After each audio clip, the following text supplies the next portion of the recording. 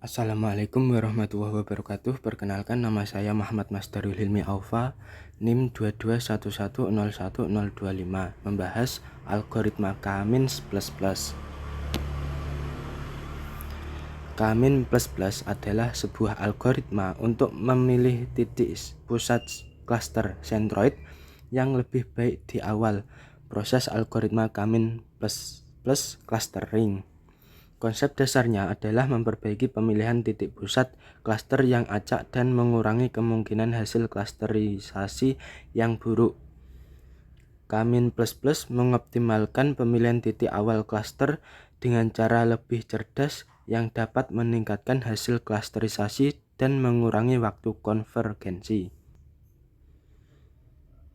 Optimasi clustering data SD di Kecamatan Tuban dengan algoritma K-+.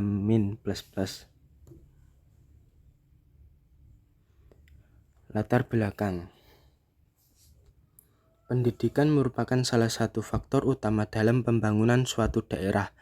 Pemerataan fasilitas pendidikan baik dapat meningkatkan kualitas pembelajaran dan akses pendidikan bagi seluruh siswa.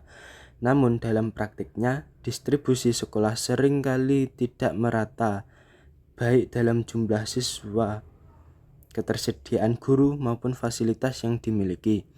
Analisis data sekolah dapat menjadi solusi untuk memahami pola distribusi pendidikan. Dengan menerapkan metode clustering menggunakan K-+, kita dapat mengelompokkan sekolah berdasarkan klaster karakteristik tertentu, seperti jumlah siswa, jumlah guru, dan ketersediaan fasilitas, sehingga dapat diperoleh wawasan yang lebih optimal dalam perencanaan pendidikan di Kabupaten Tuban. Rumusan masalah: bagaimana distribusi sekolah berdasarkan jumlah siswa, guru, dan fasilitas? Apakah ada pola tertentu yang dapat diidentifikasi? Tujuan penelitian: mengelompokkan sekolah berdasarkan karakteristiknya menggunakan K-+, menemukan pola distribusi pendidikan di Kabupaten Tuban.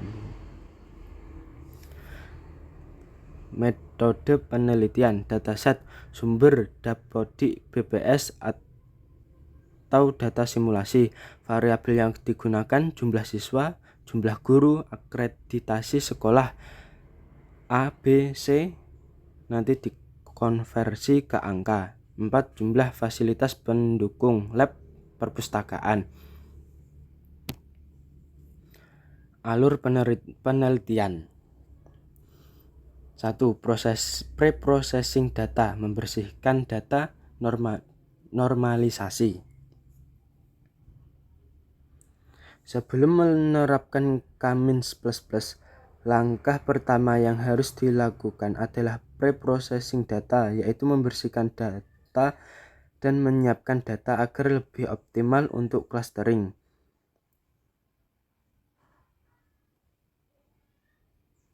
Membersihkan data ini melibatkan langkah-langkah seperti menghapus atau memperbaiki data yang hilang, missing data, mengatasi nilai yang tidak konsisten atau duplikat, serta memastikan bahwa data yang digunakan relevan untuk dianalisis. Normalisasi.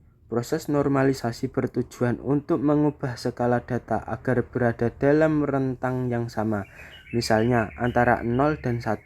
Hal ini penting karena dalam algoritma clustering, data dengan skala yang lebih besar bisa mendominasi hasil, sehingga memengaruhi pemisahan data yang tidak akurat.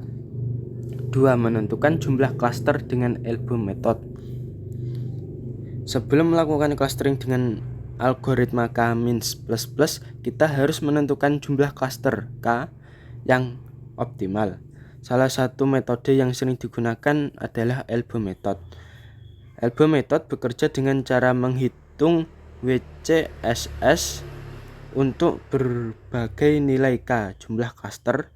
Dengan plot K versus WCSS, kita dapat melihat titik di mana penurunan WCSS mulai melambat yang membentuk bentuk seperti siku atau elbow.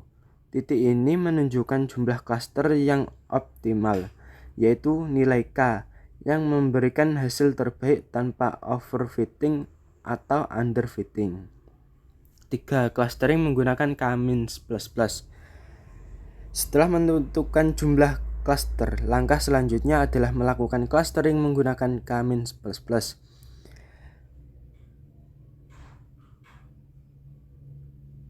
K-+ adalah algoritma yang lebih cerdas dalam pemilihan titik pusat sentroid awal dibandingkan K- biasa.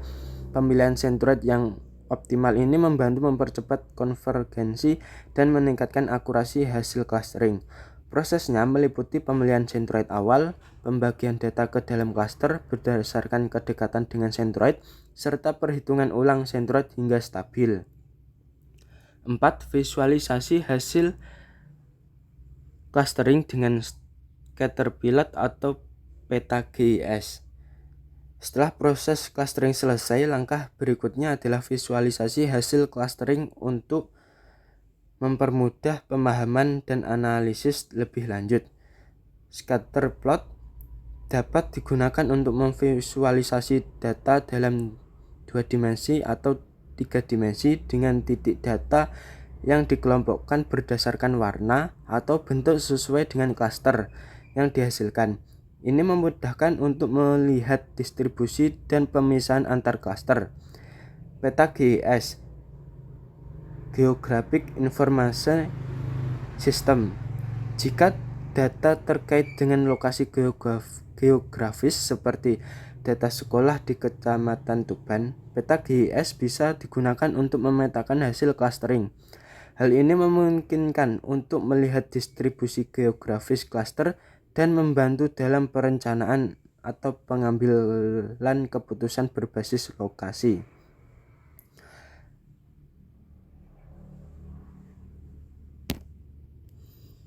Hasil dan pembahasan atau outputnya, plot distribusi sekolah berdasarkan klaster yang terbentuk. Contoh kategori klaster. Klaster 1, sekolah besar dengan banyak siswa dan fasilitasnya lengkap. Klaster 2, sekolah menengah dengan fasilitas yang cukup. Klaster 3, sekolah kecil dengan fasilitas yang sangat minim.